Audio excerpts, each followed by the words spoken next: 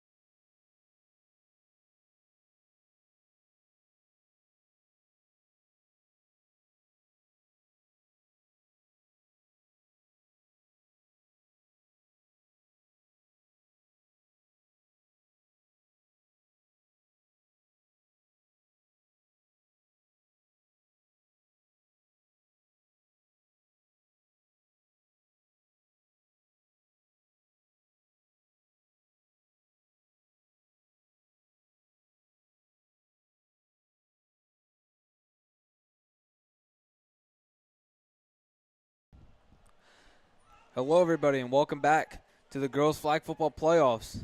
As the first snap from St. Ray's, the handoff stopped there by Dariana Munoz. But here we go, second round of the playoffs, the semifinals. Johnston High School versus the top dog, St. Ray's. What a game this is going to be, a tough test for the Johnston Panthers. And in the other game, Central Falls took down ×2 Academy, so they will go on to play the defending champs, North Providence Cougars. So second and half for St. Ray's. Johnston, their defense played well last game, only allowing 1 touchdown. Two. They allowed a late one. Didn't really matter at that point.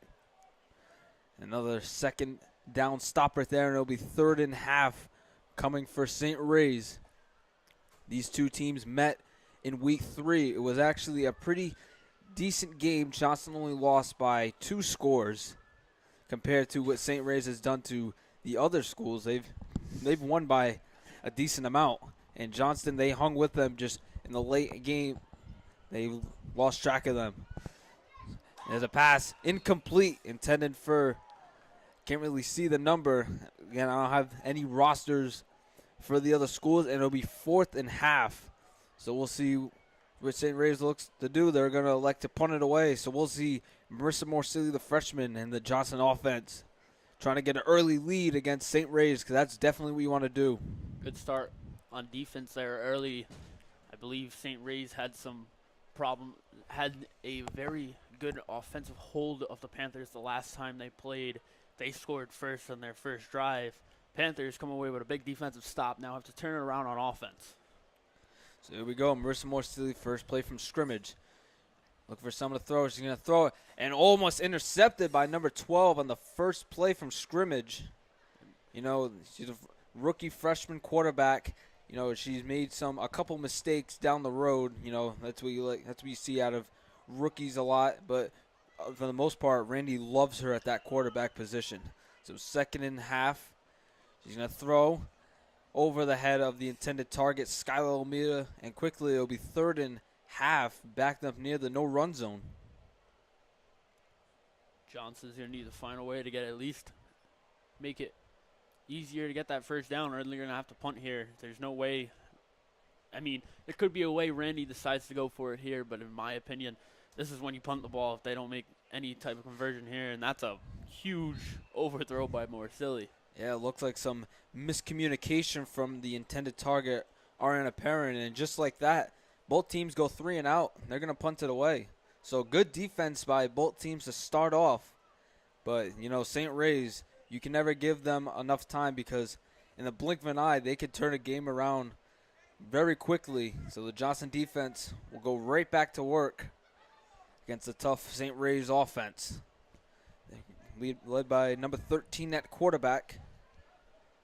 Remember, I do not have any rosters. I'd love to know the names, you know, to make it a little bit more easier, but just go by jersey number. So she's going to find number 3, little screen pass, going to the outside, looking for somewhere to go. She actually stayed.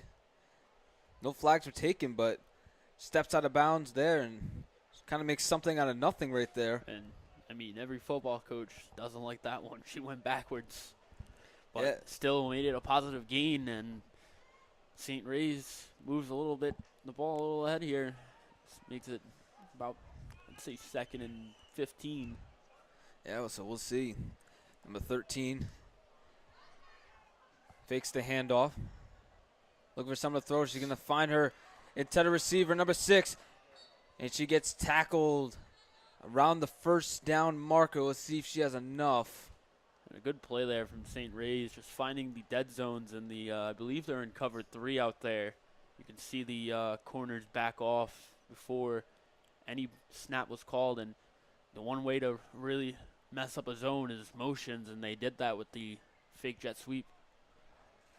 So it looked like it was enough for a first down. So reset of downs, first and goal. Number 13. But pass is tipped up. Actually was up there for a little bit. Skylar, the defender for Johnston, was right there. But quick reaction. It's going to be second and goal coming for St. Ray's. Good play there to stop the crossing route. Yeah, that ball was it was tipped up there for a little bit. Had a chance to be picked off, but again, quick reaction by Sky Almeida. Didn't really process the ball, was right there. So it'll be 2nd and goal coming for St. Ray's. Remember, they play halves. So if you get to the cone, it'll be a reset of downs. It'll be goal then. There is a no-run zone, so you can run for now, but when you get to that no-run zone, you can have no choice but to pass. And if I was St. Ray's OC right here, I'd try to run a double cross because last play linebacker is overcommitted, and there's a pass, but that one's not going to be good. Yeah, she actually did have her on the sideline, but just a little over her head. As to my left, a tip ball from North Providence. That ball was tipped maybe like 6 times until it finally came down to number 33, the touchdown for Central Falls against the defending champion North Providence Cougars. Everyone's favorite tip drill. And now that ball, I just looked over for a quick second. That ball was tipped up, like I mentioned, like 6 times until finally it was caught. So we'll see whoever the winners between these two games. It will be the championship. They just had the senior ceremony. Honored all the seniors from the different schools. Great speech given out by Randy, not just honoring the players, but honoring all the parents and fans because, without them, it wouldn't even be possible because with all the support that they've gotten. But back to the game, 3rd and goal for St. Ray's. Try to move it at least close to the goal line. Maybe make something from 4th down. And there's a short pass caught by number 3, her favorite target. And she actually did stay up for a minute, but gained maybe of about maybe near 10 yards. But it's going to be 4th and goal coming from St. Ray's. And let's see what they're going to do here. Very early on in the game. Let's see if they go for it. Quarterback talking it over with her offensive coordinator. And they are going to go for this. So let's see what St. Raphael comes up with here on 4th down. This would be a big stop for the Panthers. A little early jet motion there. Refs let it slide. A little stack formation here. So 4th down. Number 13 looking for someone to throw. Has a girl in the end zone, and it's caught for the touchdown. Blown coverage there. Wide open down the middle. And by the time a Panther defender got there, it was too late. And St. Ray's has the early score in this one. They strike first, 6-0. Let's see what they attempt to go for. I believe it's going to be 2. That was wide open in the middle of the end zone. Blown coverage there from Johnston. They had a chance to really make a stand. They would have had great field position as well. But St. Ray's, I mentioned, you can't give them a lot of wiggle room because they will change the game in a blink of an eye. So they're going to go for 2.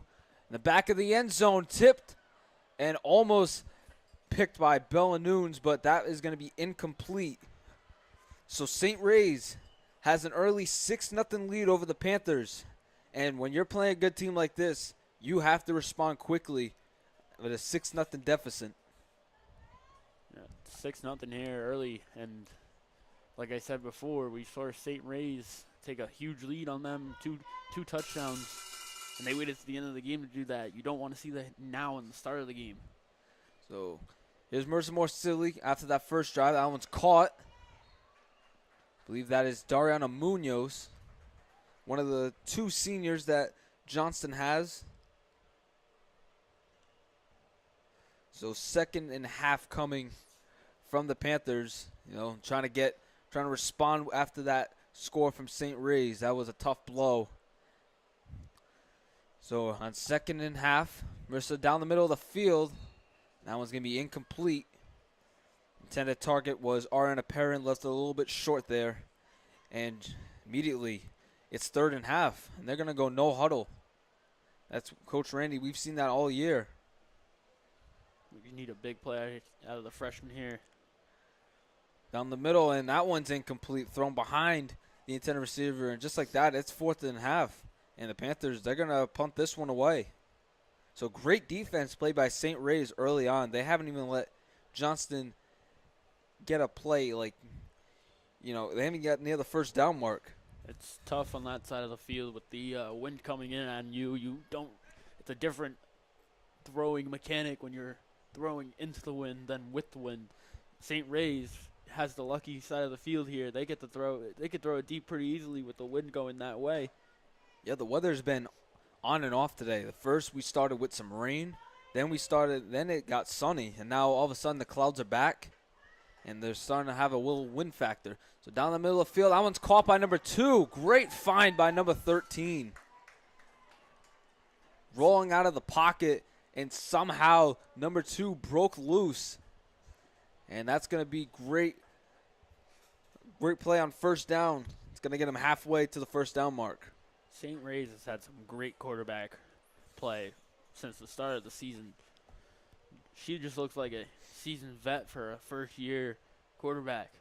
Yeah, and you got to give props to her. She's made a huge standout in her first year. And a little jet sweep by number 24. She gets tackled immediately.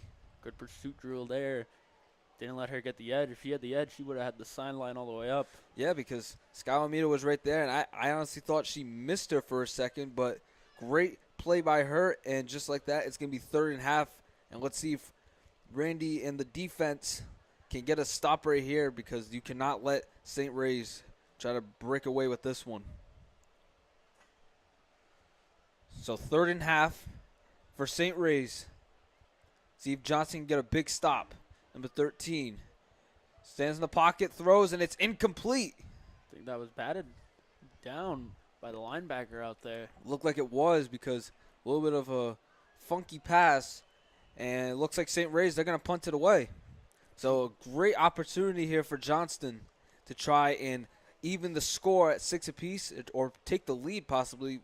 St. Ray's missed the PAT. And another big defensive stop here for the Panthers. Like I said in the first game, their defense has looked pretty good out there. That one miscommunication where, if it is cover 3, that safety should have been over the middle of the field. It left a girl wide open in the end zone. I'm sure Randy talked about that. On first down, a handoff to Fiona Fairbanks.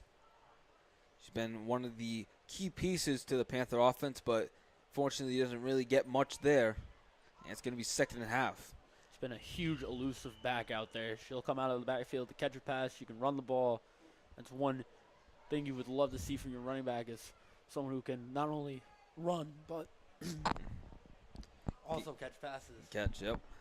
And the pass over the middle caught by Bella Nunes. But again, short pass is immediately stopped by St. Ray's, and it is 3rd and half quickly. This Panther offense, they play quick, but sometimes they play a little bit too quick, because they haven't really produced much on offense so far. Haven't really gotten near the first down mark.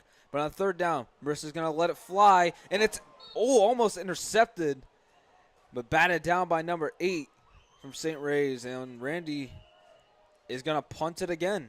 That ball was just in a sea of St. Ray defenders. Luckily, was dropped. That one could have been bad. Yeah, that's... Well, as a quarterback, when you throw a pass that you're like, oh, why did I let that one go? You just hope that it just hits the ground. So St. Ray's is going to take over again. Still hanging on to a 6-0 lead. Must be approaching a halftime. Remember, there is a running clock, but us announcers do not know the clock. We have to just gauge on the on-field, the huddles and stuff. But 13, she's going to fire. She's going to be caught by number 24. Breaks a tackle, but gets stopped by Bella Nunes. And if Bella Nunes was not there after that missed tackle, that would have been a backbreaker for the Panthers, because there was nothing but green in front of her. And here comes the sun back out. We've had like I mentioned, the weather's been on and off today. We had rain, sunny, cloudy, windy, and now the sun's back out. And a wide open number 3, she's going to go sideline to sideline, but somehow, again, just like in the previous drive, she did the same thing, somehow made something out of nothing. And she's going to be around that first down mark, but maybe a little bit short. And I believe it's the 1-minute warning here, unless it was a timeout called. Panthers going to need a big stop here. to maybe see the offensive side of the ball again before the end of the first. Yeah, because, like I mentioned, I had at least kind of the broken record, but when you're playing good teams like this and they're giving you this many opportunities, you have to execute to try and, take a lead or stay in the game, which the Panthers have. But they've had a lot of opportunities to take a lead, but the St. Ray's defense has been on lockdown so far. But third down coming up for St. Ray's, approaching the first down mark. Just need a short pass, get that first down, get a reset.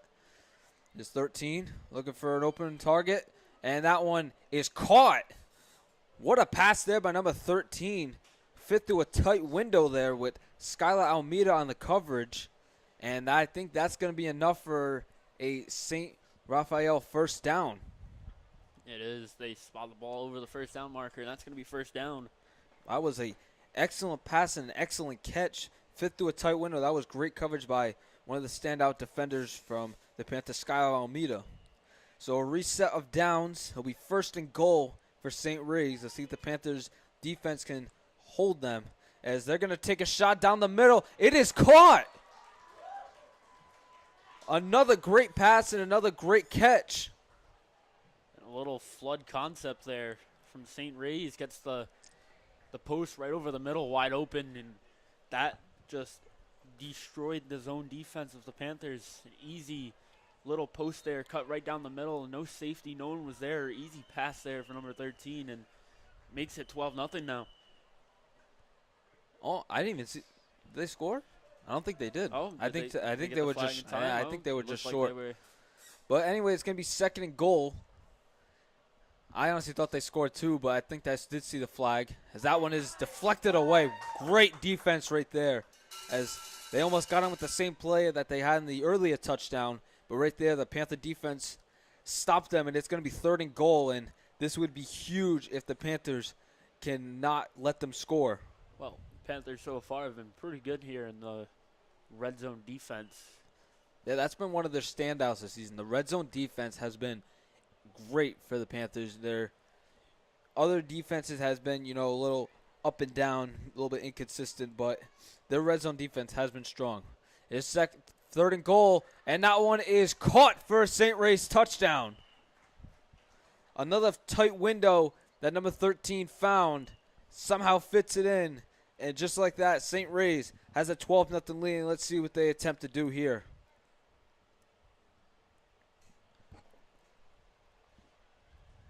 Nothing here, and now it's starting to look like it's going to be out of the reach of the Panthers if they don't score here in the first half. So they're going to elect to go for two, make it 14-0. And just making a little bit switch in defense. Receiver in motion. 13, middle of the end zone, and it's dropped. Good pass there, just couldn't get it in the hands. Well, Randy can take a deep breath because that would have been a little bit of a hard deficit to come from, as instead of 14-0, it remains 12-0. And now the Panther offense will go back out there, and they need to get something going right now because St. Ray's right there, they threaded the needle, and now they cannot let St. Ray's take advantage anymore. So there's a pass. That one is caught by Skylar Almeida, staying up. Hasn't gotten tackled yet, but she does now. Almost dropped it first and then got the flag pulled for a short game, but she broke the defender away and she gets a decent yard. I think that's probably the Panthers' biggest play all game. It's the farthest they've been up the field so far. I mean, the right time to do it. Need to score here. Yeah, St. Ray's defense has been very good today. Let's see if the Panthers can keep this drive going. Second and a half after that big play by Skylar Almeida.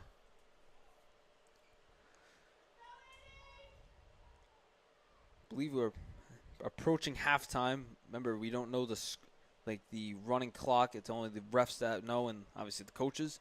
So here's Marissa on second down, looking for an open target. She's going to throw it down the field, and almost hung on there by Skylar Almeida.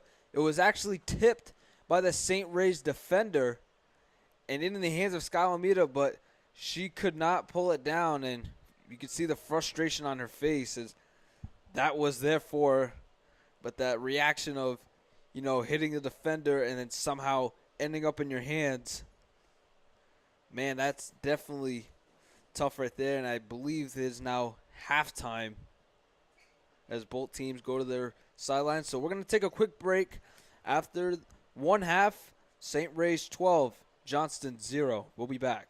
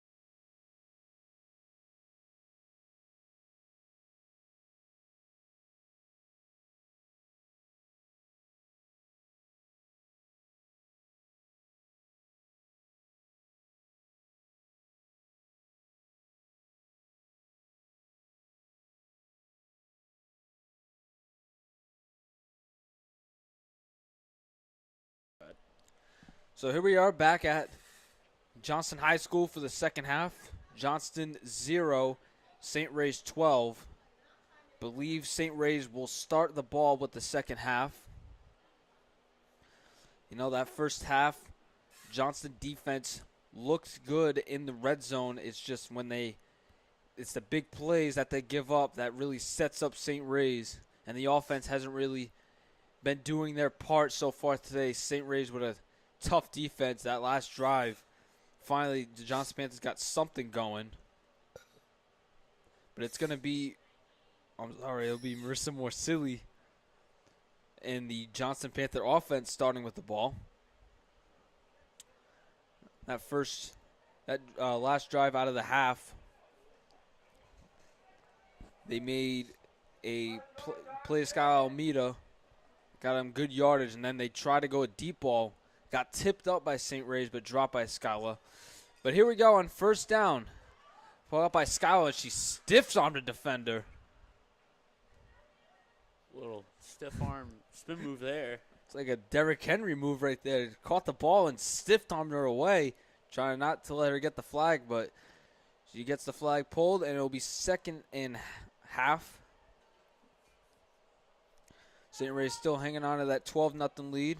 So 2nd down for Morsilli and the Panthers. She's going to throw it down the middle, and it's going to be intercepted. Picked off by number 8. And that is not what the Panthers needed there. An interception on the first drive of the second half, and immediately St. Ray's is going to get the ball. I don't even think she knew she had the ball. She kind of just caught it and stood there for a second, looked down, saw the ball was in her hands, and started running. Yeah, I was a little bit confused there. Like, it made it look like she didn't pick the ball off, but she did have it. And just like that, Johnston gives the ball away to start the second half, and that is definitely a backbreaker. When you're trailing in a game and immediately have a turnover, especially against St. Ray's, that probably sets them up. Great field position. 1st and goal for St. Ray's. Number 13 loads up to the back corner, and that one's almost intercepted on the sideline by Bella Nunes. Couldn't hold it in. So it's going to be 2nd and goal. Good deflection there by the Johnston defense. Yeah, that pass was going to be dropping right into St. Ray's hands, but tipped away by Bella Nunes, almost intercepted. I don't know if she would have had a chance to get the feet down. But it'll be 2nd and goal coming up for St. Ray's. See if Johnson can get a big stop. 13. Throws it in the end zone. Tipped. And oh my goodness! 2 tips, one by St. Ray's, one by Bella Nunes, and somehow finds the receiver number 6 hands and scores the touchdown. Little tip drill there, and definitely wow. Nunes trying to go for a pick there and just tipped it right back up. Maybe the smarter decision there would have been batting it down to the ground and continuing on defense. Now 18-0 off the tip drill, trying to get the pick, and I understand that trying to get the turnover that you need, and it led to a touchdown now. Now 18-0 with them going for 2. Gonna need a stop here. I mean, what a play that just happened. There's a back corner of the end zone. Did she get the feet down? She did. What a pass and what a catch, getting the foot down. And it is now 20-0 St. Ray's. And if that basically just sums up the game right there, that basically does. The Johnston luck this game has been terrible. And right there, it tips off a St. Ray receiver, tips off Bella Nunes, and somehow the St. Ray's defender was played perfectly and scored the touchdown. Well, it's time to start playing catch-up as Mercer Morsilli. Let's see what they have as that pass not even in reach of the center. It's going to be 2nd down coming up for the Panthers. They need to get a efficient drive going. Start threading the needle and get some points on the board. Let the defense go out there and do their work. But another 3 and out is not what you need. So here's Morsilli looking for a receiver. And they're going to throw it to the sideline. But incomplete, looking for Zarian Marco. And just like that, it's going to be 3rd down coming up for the Panthers. It looked like tight coverage there. And is there a flag thrown? I see 2 refs. Kind of. I don't know exactly. I think they're trying to get the ball spotted. I don't exactly know, but I did see the flag was pulled out for a sec, so I assume that. But anyways, it's going to be 3rd down. They need to get at least close to the 1st down mark. Pass to the sideline, but it is incomplete and intended for Bella Nunes. And just like that, it's going to be 4th down. Randy's going to have to make a decision here, and looks like he's punting it away down 20-0 here in the second half. And I mean, that's the smartest move. I mean, if you were at least close to the 1st down mark, you could have had a chance to go. But when you're backed up basically on the goal line, you have no choice but to punt that away. He's going to have to see something out of his defense here now. who's been pretty stout other than a couple broken coverages, and the offense is going to have to get rolling. I mean, yeah, I mean, it's basically been one play that haunts the Panthers. The first drive, it was the one down the sideline. The second drive was the deep ball that set them up for a touchdown. And then the last drive was the tip drill. As that is, I didn't even see the play happen. I believe it was a run there by their running back, who's been pretty efficient when she has the ball in her hands. Yeah, it's not like she's losing yards or getting short gainage. It's been getting decent amount of yards, setting the St. Ray's up. Well, Randy definitely needs a 3-and-out right here to have, try to stay in the game. Don't want to say have any chance, but, try to stay in the game. Receiver in motion. There's another handoff. Flag is thrown. There's going to be a false start. So back him up 5. Maybe that will help Johnston there. It's going to remain second down. Back him up 5. 5 footsteps, if you want to call it. Not like the 5 yards like original football. It's the easiest way to measure it without a actual yard markers on the field. Definitely the easiest way, especially, playing sideline to sideline. It's not like playing like original football, end zone to end zone. But so second down incoming from St. Ray's. See, walking in on the field is the Johnston Athletic Director, Justin Erickson.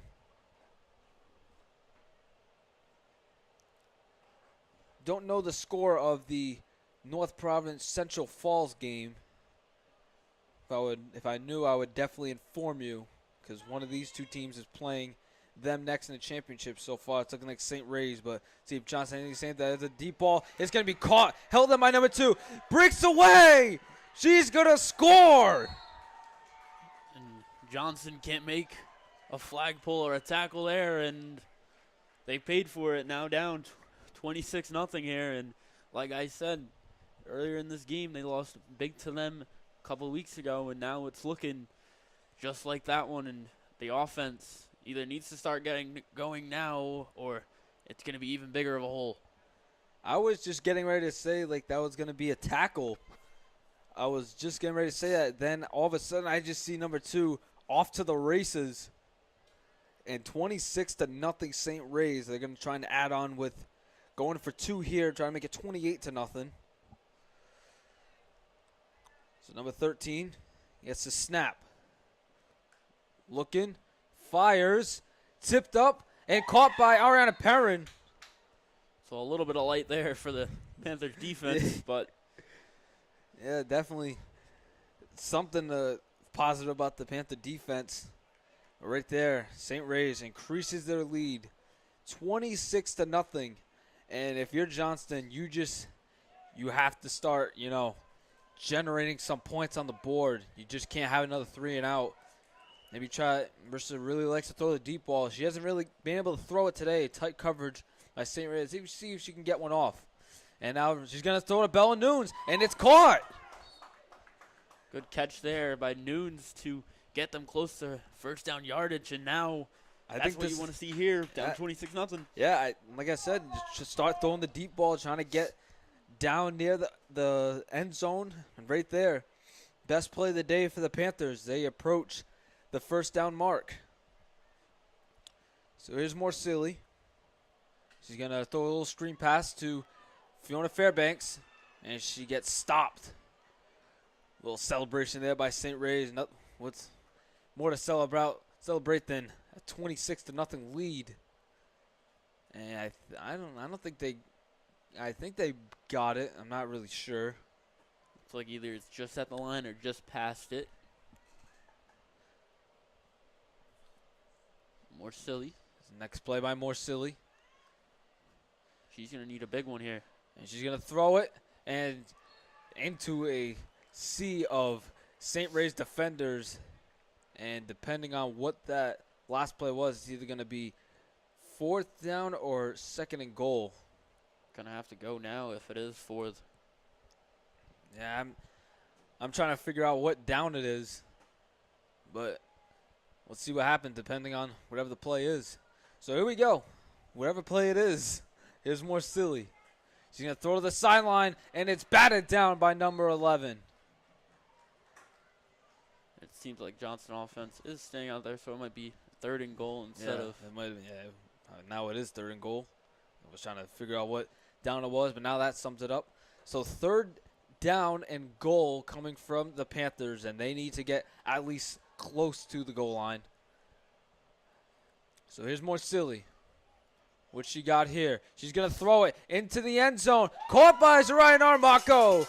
And she is going to score for the first Panther score of the day.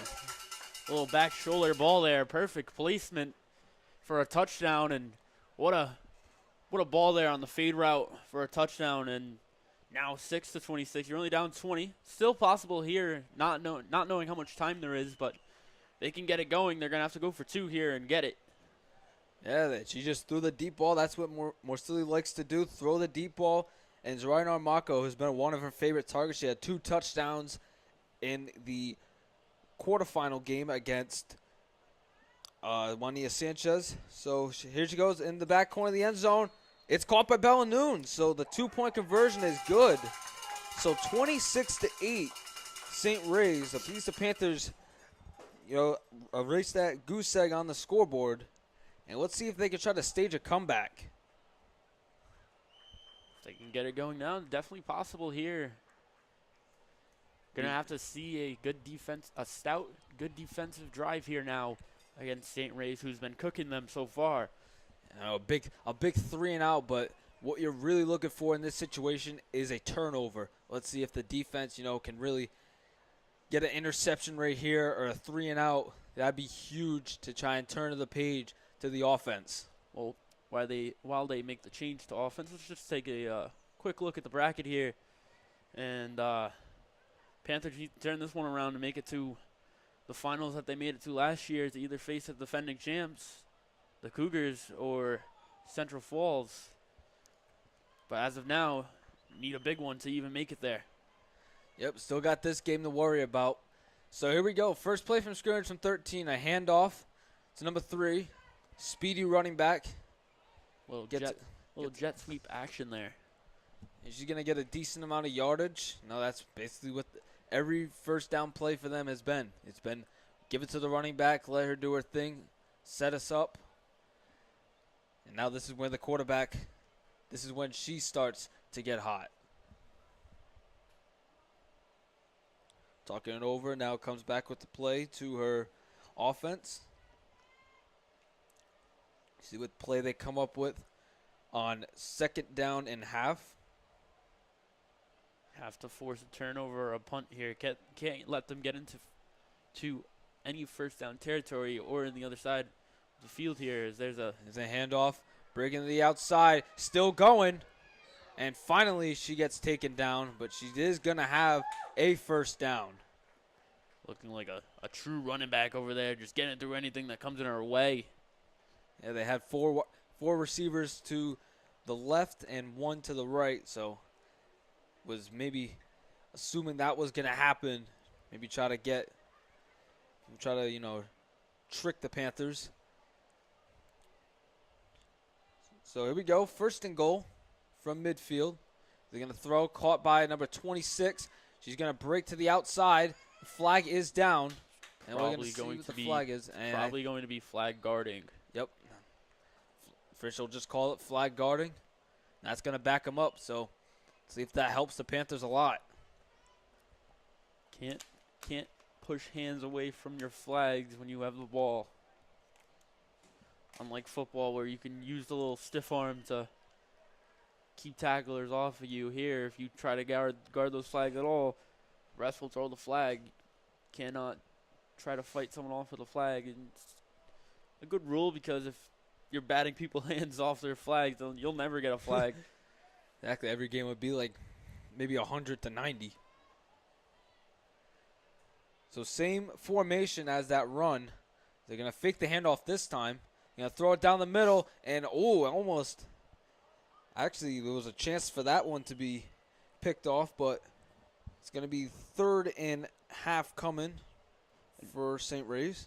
Perrin was there. It looked like she took either a little bit of a trip or a fall. I don't know if it was just a cleat and it stuck in the turf or what it was, but she was definitely there. If she was on her feet, that could have been picked off easily.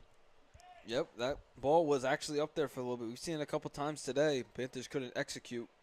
But 3rd and goal coming here for St. Ray's. See if Panthers can get a big stop. You're going to fire to the outside, just out of the reach of the intended target, number 6. That was perfect zone coverage right there. And they're going to talk it over. Let's see what they're going to do here on 4th down. Looks like they're going to punt it away. So the Panthers, they force a stop. And now this is a golden opportunity for the Panthers. Going to have to make it a 10-point game here now. Yep, get a quick touchdown. Try to get that deep ball going again because it worked in the last drive. Found Bella Nunes to get to near midfield, then found Drainar Marco. So there's more Silly. She's going to fire on the opposite side this time, looking for Perrin, just over the head of Perrin. Well, first play through the deep ball, just a little bit over Perrin's head, and it's going to be 2nd and down. Possibly could have been a little bit of pass interference there, a little hand fighting there, but I don't know what the rule is for PI in this, if the refs are even throwing the flag for it. Yeah, there's a flag for that, but I don't think there was enough contact right there. So here's more Silly, 2nd and down. More Silly looking for a target. He's going to throw it down the field to Zariah. Off the hands and incomplete. Good pass there for more Silly, just can't be hauled in. That was a beautiful pass right there to our favorite target, Zariah Marco. Just couldn't hold it in. And it's going to be 3rd down. And this is where it's been danger for the Panthers. 3rd down, backed up a lot. They haven't really been able to execute that much. So here we go. Morcilli on 3rd down. Going to throw, and it's going to be dropped by Bella Nunes. Costly drop right there. Let's see if Rain decides to go for this. Gotta go, have to go. In my opinion here, you're down. Yeah, there's no choice but to go. So let's see what Marissa and the offense can do. 4th down. Season basically on the line right here. Here's Morcilli. Looking for an open receiver. Throwing to Skylar Mina. It's off the hands and incomplete. And it'll be a turnover on downs, and that might do it for the Panthers here in this one. Little prevent defense there played by St. Ray's, just protecting the sticks, knowing where they are. And I think that's going to be the end of the game. So with that, St. Ray's has clinched their spot in the championship. The top dog will await the winner of Central Falls and North Providence. Will they be playing the defending champs, or will they be playing Central Falls, trying to upset St. Ray's? What a game it was for St. Ray's. 26-8. Absolutely dominated on the offensive side. Defense was amazing for them. Just this game really showed why they are a top dog in this league. And now they will await North Providence and Central Falls. As for Johnston, their season will come to an end. They get the first round win against Juania Sanchez. But they played St. Ray's, hung with them for a little bit.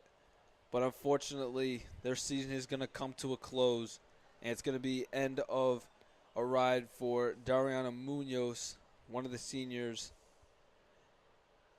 I mean, what a game it was. What a season that has definitely been for flag football. It was our first time covering it. And actually, it was really, really fun to cover these games, Tyler.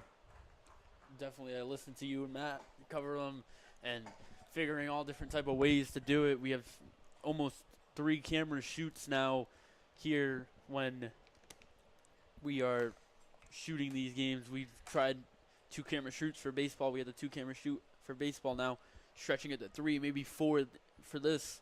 It's been a great time looking at it over, and you see that Randy, he would go and clip things from the YouTube and post it as like highlights for the girls who may or may not get recruited to go to college.